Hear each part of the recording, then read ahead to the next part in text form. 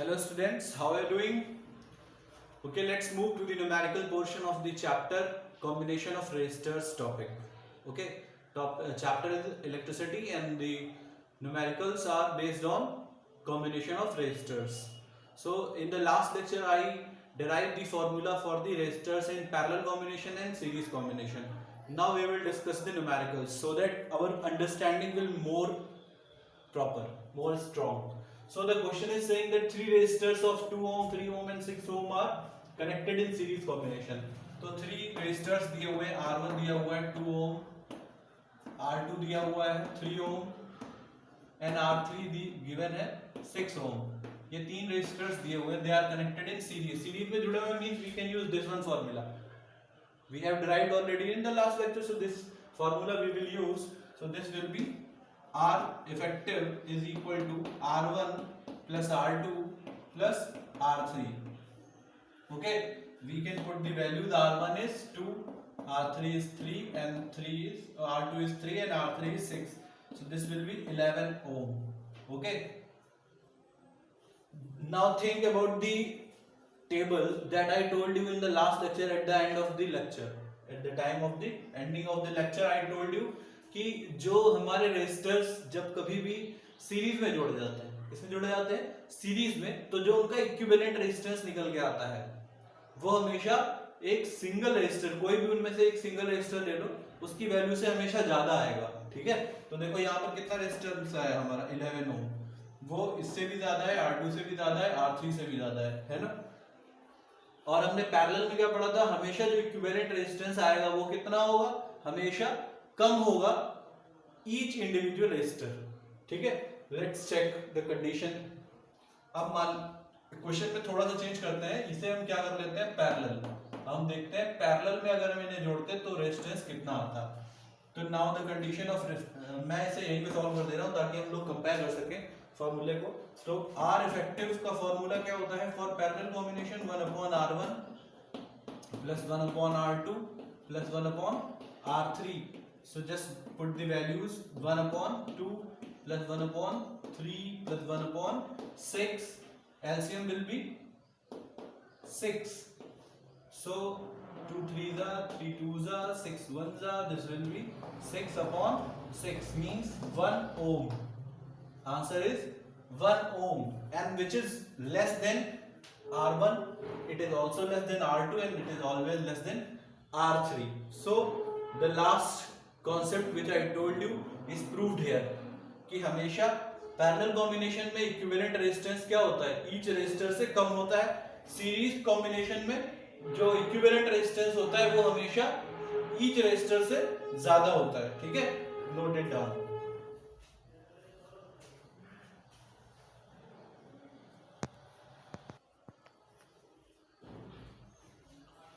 Okay, now the next question is calculate the potential difference across each resistor in given circuit. ठीक है, हमें हर resistor के across, यानी अगर हम इसे R1 मान लें, R2 मान लें और R3 मान लें, इन तीनों के अक्रॉस क्या निकालना है, पोटेंशियल डिफरेंस निकालना है. ठीक है, क्या निकालना है, पोटेंशियल डिफरेंस. तो R1 के अक्रॉस मान लेते हैं, पोटेंशियल डिफरेंस क्या होगा हमारा V1, यहाँ पे पोटेंशियल डिफरेंस V2, यहाँ पे पोटेंशियल डिफरेंस V3. ठीक है, क्यों होगा अलग अलग, क्योंकि देखो अगर यही सवाल हमारा किसके लिए होता, पैरेलल कॉम्बिनेशन के लिए, तो सबके लिए पोटेंशियल डिफरेंस सेम हो जाता. लेकिन रेजिस्टर्स में पोटेंशियल डिफरेंस सेम नहीं होता है. ये बात देखो, सारे न्यूमेरिकल लगाते वक्त हमें कॉन्सेप्ट को भी बहुत अच्छे से ध्यान में रखना पड़ता है.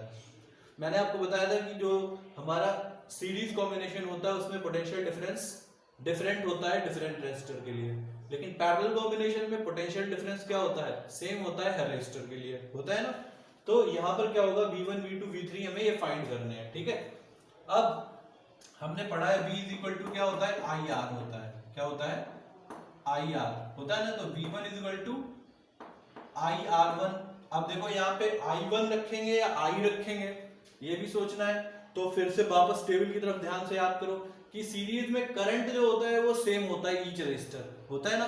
तो इसका मतलब यहाँ पर करंट जितना यहाँ आएगा उतना ही इसमें आएगा, यानी I करंट इसमें भी आएगा, I करंट इसमें भी आएगा, I करंट इसमें भी आएगा, है ना. बहुत ध्यान से बातों को समझते हुए चलना है. तो हर रजिस्टर में सीरीज में करंट तो सेम आता है लेकिन पोटेंशियल डिफरेंस अलग अलग आता है, इसीलिए हमें अलग अलग रजिस्टर पर पोटेंशियल डिफरेंस पूछा जा रहा है। ठीक है, करंट अगर पूछा जाता है तो भी करंट भी पूछा सकता है, लेकिन अलग अलग होते ही नहीं, तो हमें निकालने को नहीं कहा गया। लेकिन अगर आपको चाहे तो कंफ्यूज करने के लिए ऐसा ही पूछा सकता है। ठीक है, तो हमें V1 निकालना होगा, तो क्या होगा IR1, V2 क्या हो जाएगा IR2 और V3 क्या हो जाएगा IR3 हो जाएगा ना। अब यहां पे पोटेंशियल डिफरेंस क्यों अलग होगा? For series combination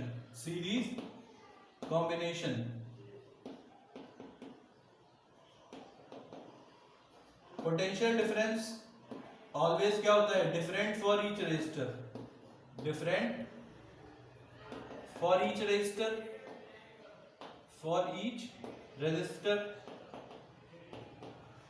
but current is same in each resistor, होता है ना। ये बातें हमें ध्यान रखनी है, ये आपके पास लिखी हुई है लेकिन आपको याद भी होनी चाहिए। तो हमें सर यहाँ क्या फाइंड करना है? देखो हमें V नहीं पता है, सिर्फ R पता है क्योंकि I भी नहीं पता है। हमें पूरी यहाँ पे जो V दिया हुआ है ये क्या है? पूरे सेल में जाने वाला यहाँ पे जो पोटेंशियल डिफरेंस जनरेट हुआ है, ठीक है, वो पता है हमें। यानी हमें V1 plus V2 plus V3 की वैल्यू कितनी होनी चाहिए? 5 हो जानी चाहिए। हमने याद करो उसमें आपको लिखाया था कि पोटेंशियल डिफरेंस क्या होगा? इनका सम बराबर इसके होगा। हम लोग फॉर्मूला चेक भी कर लेंगे बाद में। तो सबसे पहले तो हमें क्या फाइंड करना पड़ेगा? Current in the circuit. तो करंट इन गिवन सर्किट निकालना है, हमें निकालना है ना।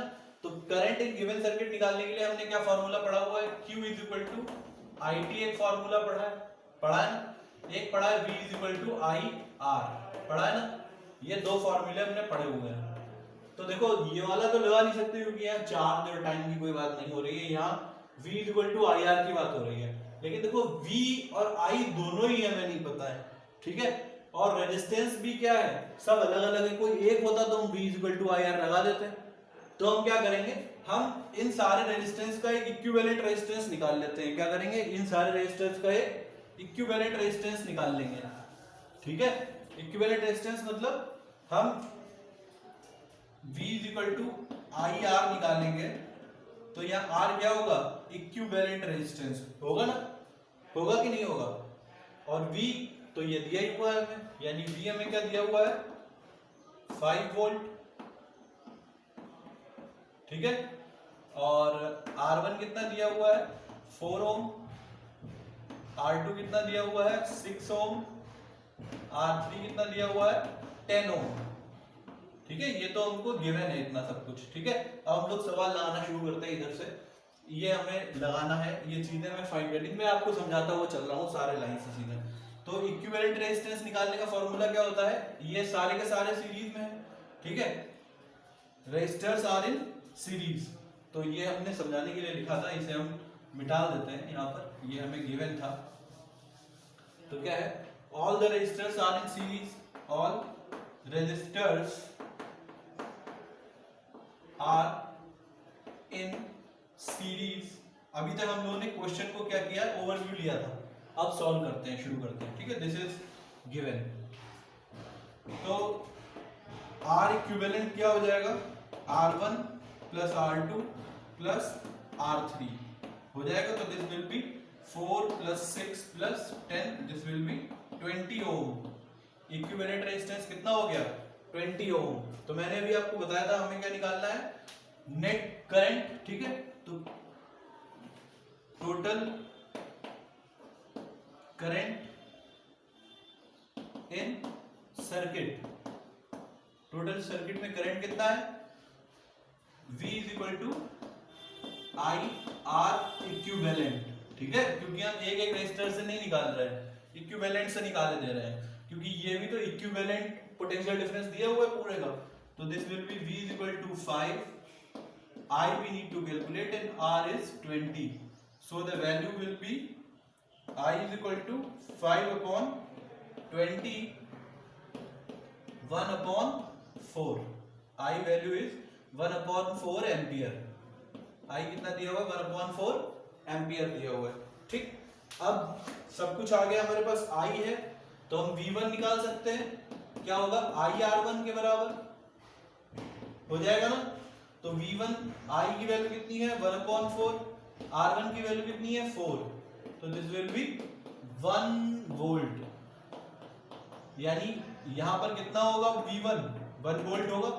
V2 देखते हैं, I R2 होगा, तो this will B 1/4 into 6, so this will be 2 3/2 1.5 volt.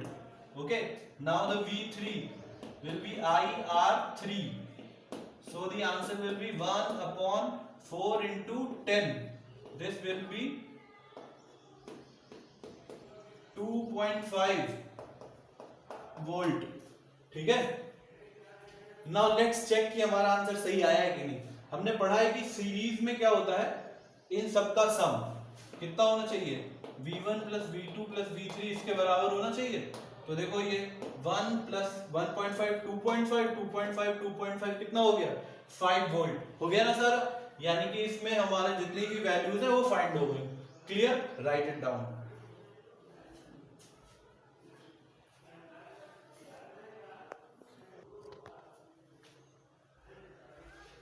Okay, now move to the next question. A wire of resistance 6R is bent in form of a circle. एक wire है हमने मान लिया, ठीक है, 6R resistance का, ठीक है, 6R रेजिस्टेंस का एक वायर है।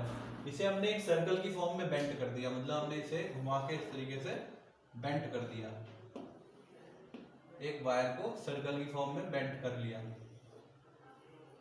Now what is the effective resistance between ends of the diameter? इसकी diameter के ends पर resistance कितना होगा? यानी कि diameter ले लेते हैं ये वाली, ठीक है, A और B, ठीक है, A और B के बीच में R कितना होगा? ठीक, resistance, effective resistance between A and B क्या होगा? ठीक है, ये सवाल है हमारा। तो जब ये 6R रेजिस्टेंस का वायर जो है, इसे हमने लपेट के 2 पॉइंट्स जोड़ दिए, तो ये आधा तार तो इधर हो गया, आधा तार इधर हो गया ना। हमसे इन 2 पॉइंट्स, अब ये ज्वाइंट होगा ना हमारे लिए। हमारे लिए क्या हो गया? एक से लेके यहाँ तक एक हो गया वायर, और आधा वायर इधर हो गया। हमने जब जोड़ दिया है ना 2 पॉइंट्स के बीच में, तो तार हमारे लिए आधा आधा हो गया है। तो 6R की बजाय 3R इधर रेजिस्टेंस हो गया, और 3R का रेजिस्टेंस इधर हो गया ना। ये तो डायग्राम के अकॉर्डिंग हो गया। अब अगर हम इसे सवाल की फॉर्म में बनाएं तो ये कैसा बनेगा हमारा? 3R का एक रेजिस्टर ऐसे है, ठीक है, ये हमारा A हो गया, ऐसे ही 3R का रेजिस्टर एक ये है हमारा, ये हमारा B हो गया, ठीक है, ये दोनों 3R के हो गए। तो जब भी सवाल याद रखिएगा, जब भी आपको कोई रेजिस्टेंस दिया जाए, ठीक है, अभी मैं एक क्वेश्चन न्यूमेरिकल ऐसा ही दूंगा, तो वो देखेंगे आप लोग पाते हो या नहीं, कि ये 3R जब भी कोई रेजिस्टेंस दिया जाए और उससे कहा जाए कि डायमीटर के पॉइंट्स के अक्रॉस या बिटवीन पोटेंशियल रेजिस्टेंस कितना हो जाएगा इफेक्टिव, तो हमेशा क्या करो, तार का रेजिस्टेंस आधा आधा कर दो। वो कैसा हो जाएगा? Parallel combination. पैरेलल कॉम्बिनेशन हो गया। Now we can easily calculate 1/R effective will be 1/R1 plus 1/R2, so this will be 1/3R plus 1/3R. Okay, so LCM will be 3R, and answer will be 1 plus 1, this will be 2/3R. Net resistance R effective will be 1/R effective. This is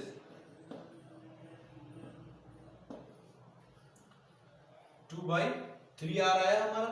अब इसको आपको value को क्या करना पड़ेगा? 1/R की value है ये हमारी, ये काय की वैल्यू है? 1/R। तो इसे हम जब R इफेक्टिव करेंगे, यानी R इफेक्टिव करेंगे, तो ये क्या हो जाएगी? 3/2R हो जाएगी ना, केवल इसकी वैल्यू जब निकालेंगे। ठीक है, क्लियर? इसे नोट कर लीजिए सवाल को। अभी मैं इसी टाइप का एक दूसरा क्वेश्चन देता हूं।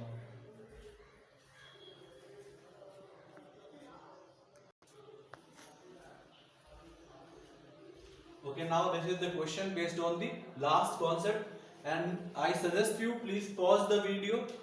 Don't see the answer how I solve for 5 minutes, 2 minutes, whatever you like, how much you like you can take. Solve this question by yourself.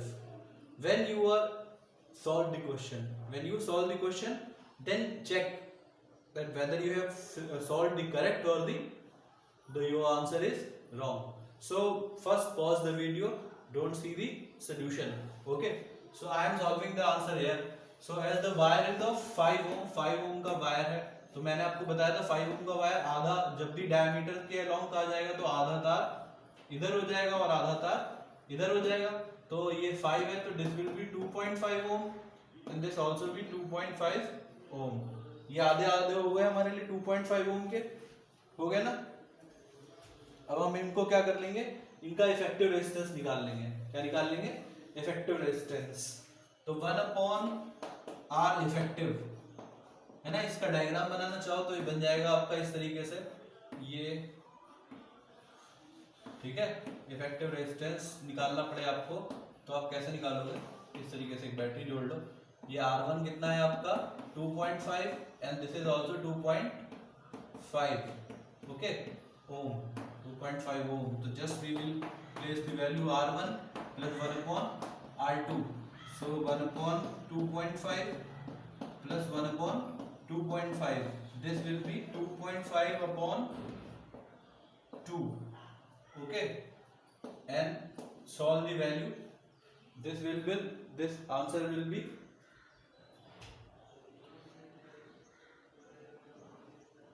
I think something is wrong. 2.5 LCM 2.5, this will be 1 plus 1 2 upon 2.5 20 upon. Okay, so remove this decimal. I will solve. This will be 20, 2 5 the 4 the. This will be 4 upon 5. This is 1 upon R. So R will be, इसका उल्टा हो जाएगा. 1 upon R नहीं चाहिए हमें, R चाहिए ना, तो ये इसका उल्टा हो जाएगा. This will be 5 upon 4 1.25 ohm. R effective कितना हो जाएगा 1.25 ohm. Okay, note down the answer.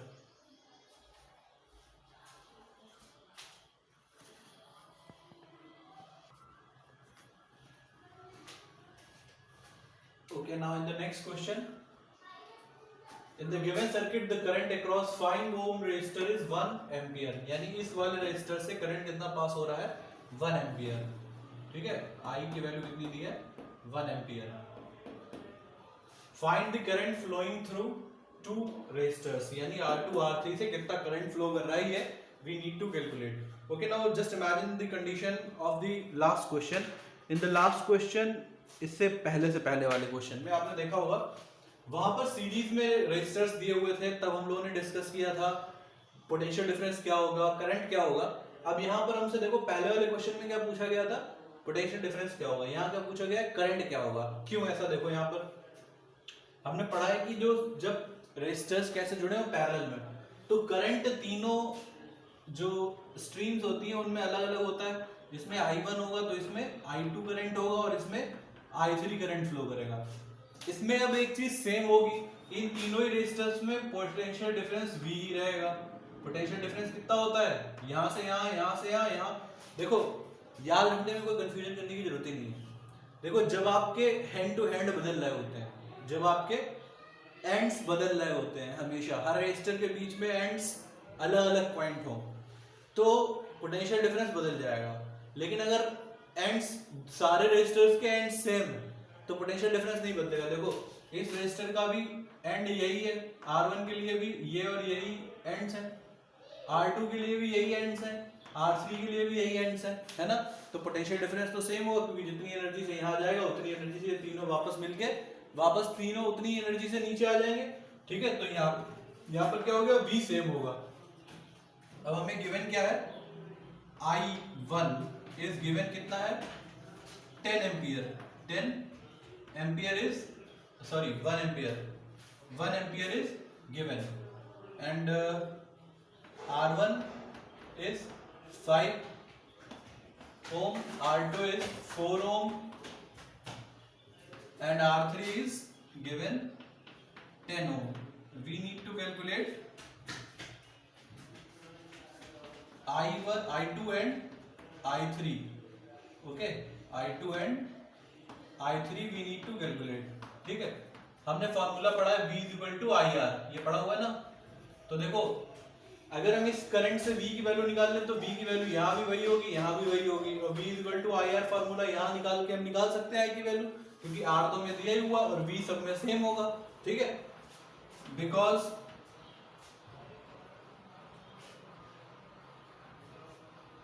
all three resistors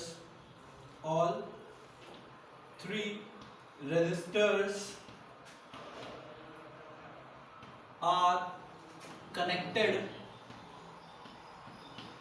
in parallel combination,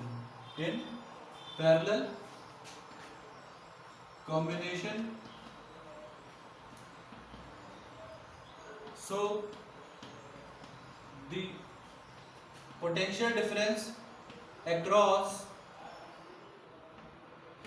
each resistor will be same, each resistor will be same. तो हम एक के लिए V की वैल्यू फाइंड कर लें, वो V सबके लिए हो जाएगा, और यहाँ के लिए हम फॉर्मूला क्या लगाएंगे, V equal to I1 R1, यहाँ के लिए V equal to I2 R2, यहाँ के लिए V equal to I3 R3, सारी वैल्यूज लगा देंगे तो फिर हमारा फॉर्मूला निकल आएगा ना। तो हम यहाँ से किसकी वैल्यू फाइंड कर लेते हैं, V equal to I1 R1। ठीक है, पता चल जाएगा I1 कितना है 1, R1 कितना है 5, तो ये कितना हो गया 5 वोल्ट हो गया ना, V आ गया सबके लिए। तो हम I2 निकाल सकते हैं, I2 इक्वल टू क्या हो जाएगा, V equal to I R, तो I equal to V upon R हो जाएगा ना, I equal to V upon R, तो I2 equal to V upon R2, और I3 इक्वल टू क्या हो जाएगा V अपॉन R3। और दिस इज योर होमवर्क, एक मैं निकाल देता हूँ, दूसरा आप निकाल के मुझे बताइएगा। पोटेंशियल डिफरेंस V R2 कितना है 4, तो दिस विल बी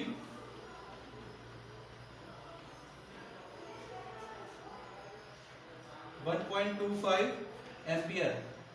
अब ये थर्ड वाले का आंसर आपको होमवर्क में कमेंट बॉक्स में लिख के मुझे भेजना है कि इसका आंसर क्या होगा, और इन सबको जोड़ो अगर तो I की वैल्यू कितनी हो जानी चाहिए, सेम हो जानी चाहिए। ठीक है, I की वैल्यू टोटल करंट के बराबर होगी। फिलहाल हम लोग उतना नहीं जाना, ये आप इसे नोट डाउन कर लीजिए।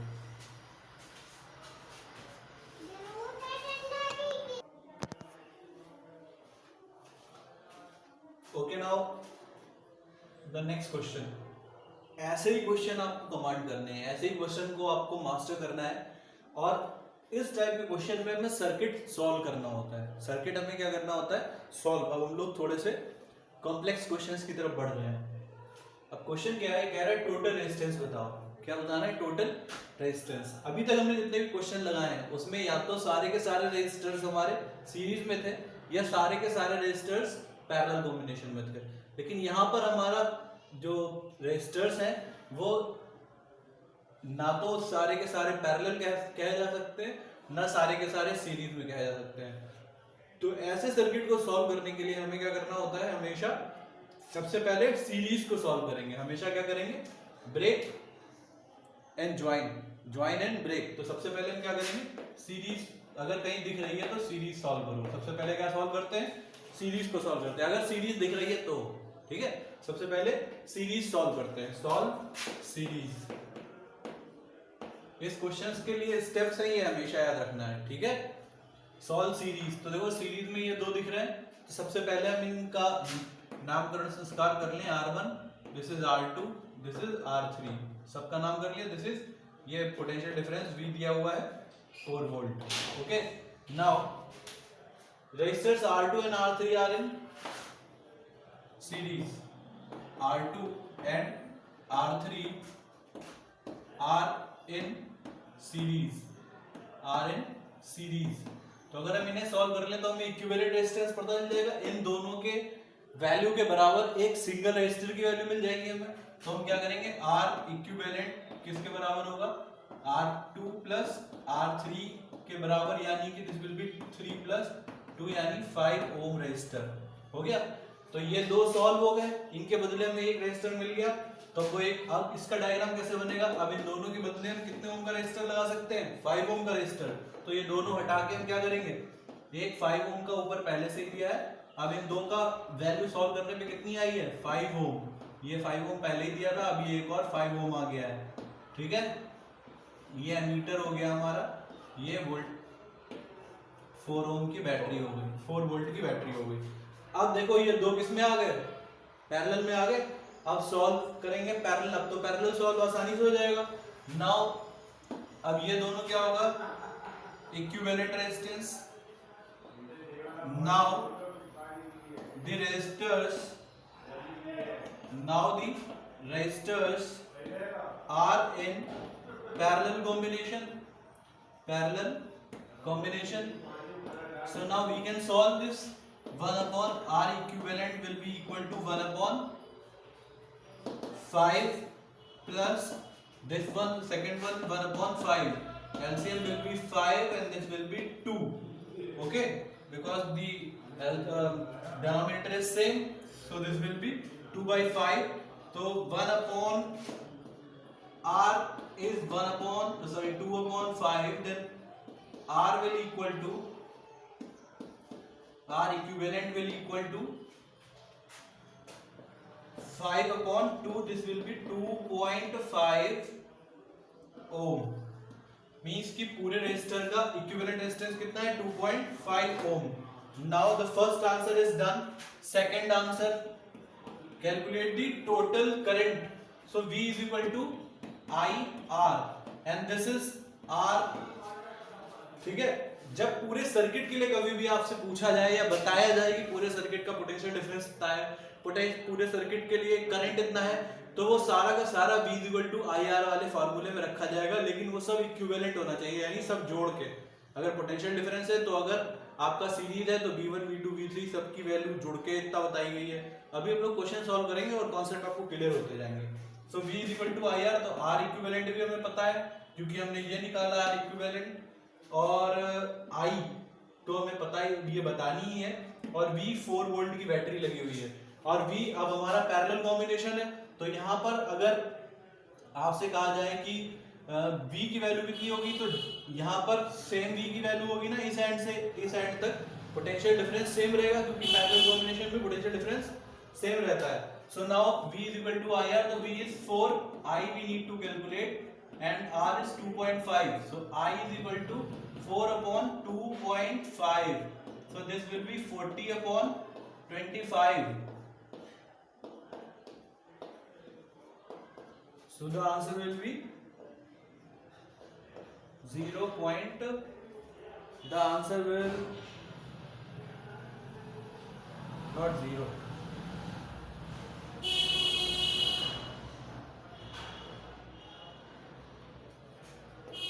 Solve it by yourself. Okay. बेकार में टाइम वेस्ट करूंगा मैं।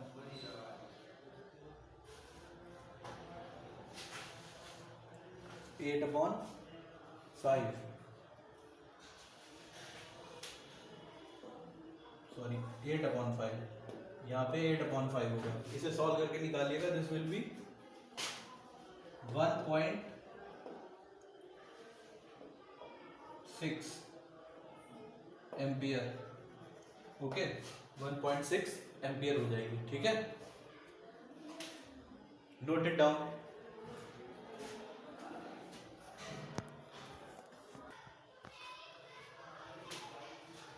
Now in this question we need to calculate the effective resistance. Okay. So effective resistance के लिए हम फिर से क्या करेंगे, जो जो सीरीज दिख रही है हम सीरीज सॉल्व करेंगे, ठीक है। सीरीज कैसे दिख रही है, देखो ये एक रेजिस्टर है, ये एक रेजिस्टर है, ठीक है।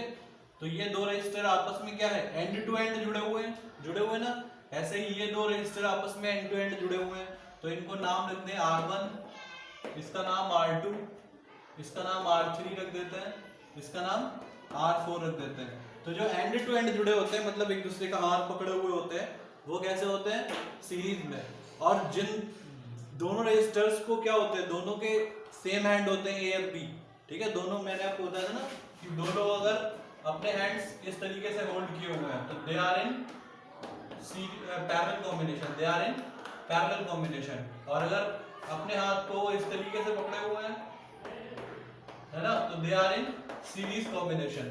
तो देखो ये हाथ से हाथ पकड़ा हुआ है, सीरीज है, ये भी आपस में हाथ से हाथ पकड़ा है, तो ये हम सबसे पहले क्या सॉल्व करेंगे? सीरीज। सबसे पहले सॉल्व सीरीज। तो सीरीज सॉल्व करते हैं, डायरेक्टली हम लोग करेंगे, उतना लिखने की झंझट में नहीं पड़ेंगे।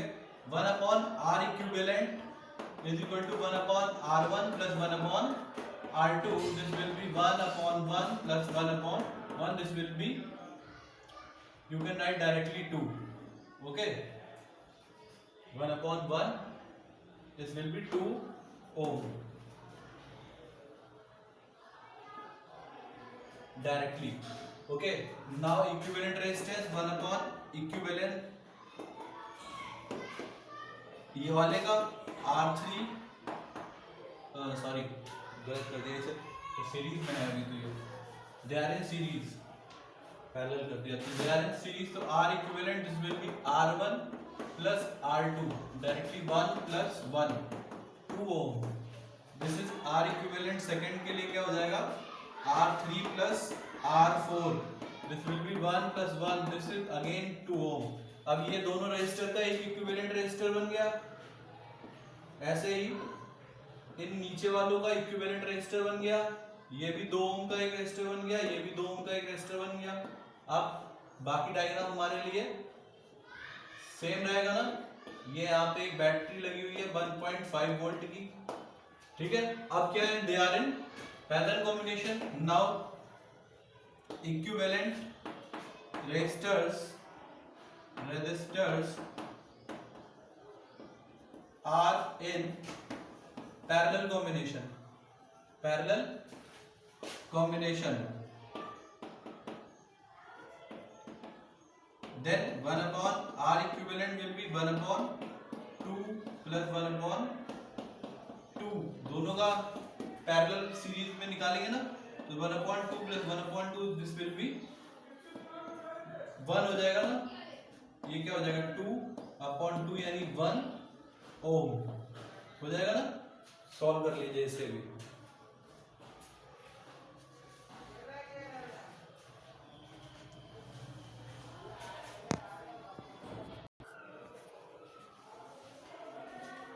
Okay, now the next question.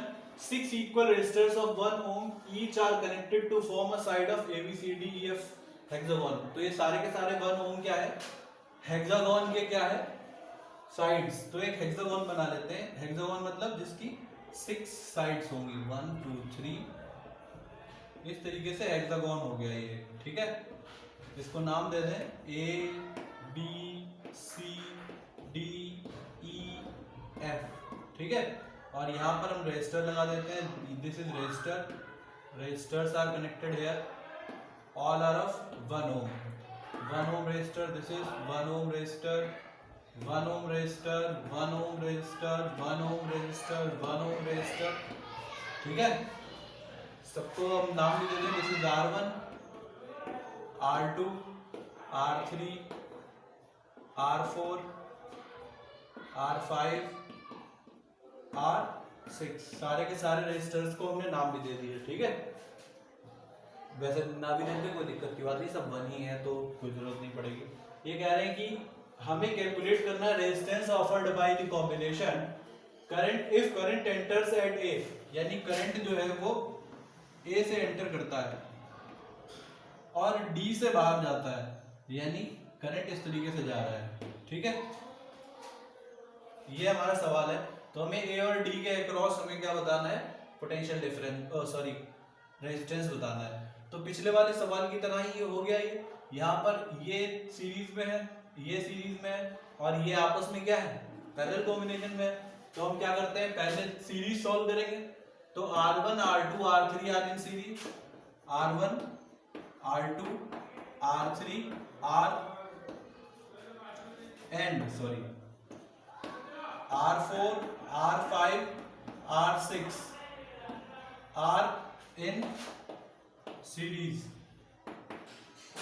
So इनका इक्विवेलेंट रेजिस्टेंस निकाले तो 1 R1 plus R2 plus R3 will be equal to 1 plus 1 plus 1, this will be 3 ohm. ऐसे ही R इक्विवेलेंट निकाले बचे हुए नीचे वाले रेजिस्टेंस के लिए तो this will be R4 plus R5 plus R6, this will be equal to 1 plus 1 plus 1 is equal to 3 ohm. ठीक है, अब इन दोनों का इक्विवेलेंट रेजिस्टेंस कितना कितना हो गया 3 ओम का, यानी कि एक रेजिस्टर तो ऐसे लग जाएगा 3 ओम का, एक रेजिस्टर इसके बदले हम लगा लें 3 ओम का ऐसा. ठीक है, 3 ओम के रेजिस्टर हो गए हमारे, ये ए है ये बी है, ये 3 ओम का रेजिस्टर हो गया, अब ये 3 ओम का रेजिस्टर हो गया ना. हमने इसे सॉल्व करके इसकी जगह पे एक 3 ओम का रेजिस्टर बना लिया, इसकी जगह पे 3 ओम का रेजिस्टर बना लिया, तो ये लिख दिए ना. अब क्या है, now resistors are in parallel combination. अब ये पैरेलल कॉम्बिनेशन में है तो क्या हो जाएगा 1 अपॉन आर इक्विवेलेंट किसके बराबर होगा 1 अपॉन आर की जगह 1 अपॉन 3 और ये हो गया 1 अपॉन 3, तो this will B 3 upon 1 plus 1, this will B 2 upon 3. तो ये हो जाएगा 0.6 ओम, 0.6 ओम. सॉरी, अभी तो हम लोग को इसे और सॉल्व करना पड़ेगा. सॉरी, इसे यहाँ तक ना करें, इसे ऊपर भी लाना हो ना आर इक्विवेलेंट. तो इसका ये हमारा R equivalent will be reciprocal of this will be 3/2, 1.5 ohm. 1.5 ohm. So these are your numericals. In the next lecture I will also bring some numericals. Till then you can practice the numerical. If you have any query you can ask to me in the comment box or my personal contact number. Thank you students, and always be in practice. Okay, thank you.